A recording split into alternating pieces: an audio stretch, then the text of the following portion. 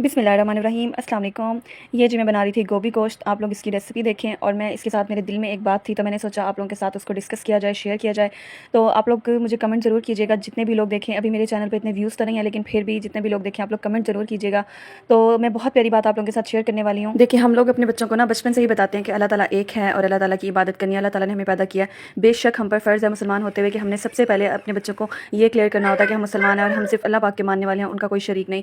तो इसमें किसी किस्म का शुबा नहीं कि हमने ये बात ज़रूर अपने बच्चों को सिखानी होती है। लेकिन हम बचपन में ही अपने बच्चों को ना नबी पाक सल्लल्लाहु अलैहि वसल्लम के बारे में नहीं बताते। तो हम वक्त के साथ साथ बच्चों को पता चलना स्टार्ट होता है, स्कूलिंग जब स्टार्ट होती है फिर वक्त के साथ साथ पता चलता है।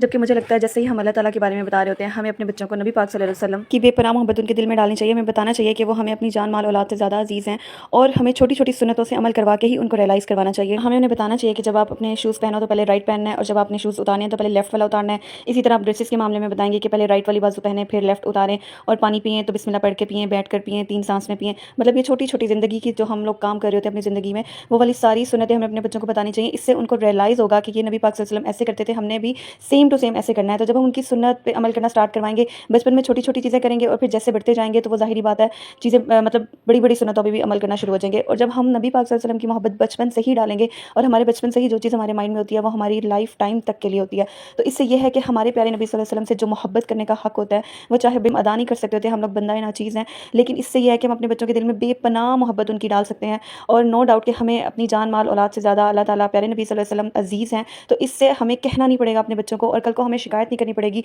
कि हमारे बच्चे इस तरह कर रहे हैं, ऐसे कर रहे हैं, ये गलत कर लिया, ये मेरी कोई मतलब कि मैंने बच्चों की तरबियत अच्छी नहीं की। जब हम बचपन से ही उनको ट्रेन कर रहे होंगे ना तो वो यकीनन बहुत अच्छे निकलेंगे। ऐसे ये है कि उनको खुद को ही रियलाइज़ हो जाएगा कि हम लोग छोटी छोटी सुन्नतों पर अमल करते हैं। उनके दिल में मोहब्बत खुद इतनी पैदा होगी कि हमें बाद में कहना भी नहीं पड़ेगा और वो खुद ही बड़ी सुन्नतों पर अमल करेंगे, बल्कि वो हमें टीच कर रहे होंगे कि ये नहीं, ऐसे नहीं, ऐसे करना है, सुन्नत है, ये हदीस है, और उन्हें सही दीन का पता भी चलेगा। और जब बचपन से ही नेकी करने की मतलब ख्वाहिश पैदा होगी तो ज़ाहिरी बात है बड़े होकर उनकी ज़िंदगी सवर जाएगी और बड़ी नेकियां खुद ब खुद ही वो करना शुरू हो जाएंगे, क्योंकि छोटी नेकियों से ही, छोटे चीज़ों से ही हम लोग बड़े काम की तरफ जाते हैं ना। और कहने को तो बहुत कुछ है लेकिन वीडियो शॉर्ट है। मिलते हैं फिर नेक्स्ट व्लॉग में, तब तक के लिए अल्लाह हाफिज़। वीडियो अच्छी लगे तो लाइक ज़रूर कीजिएगा। फ़ी अमानिल्लाह।